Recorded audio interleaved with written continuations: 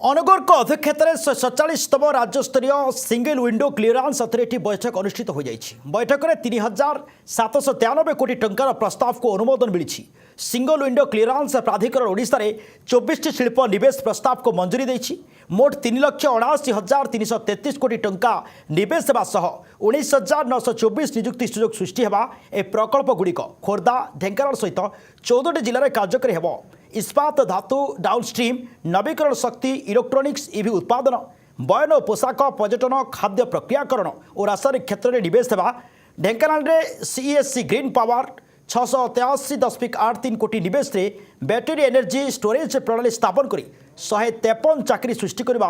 खोर्धार AVP star 500 कोटी टंकार lab grown diamond unity आरंभ करबा। बयन क्षेत्र में अनेक बड़ प्रकल्प अनुमोदित होइछि जहाँ राज्यर शिल्प विकास को गति देव।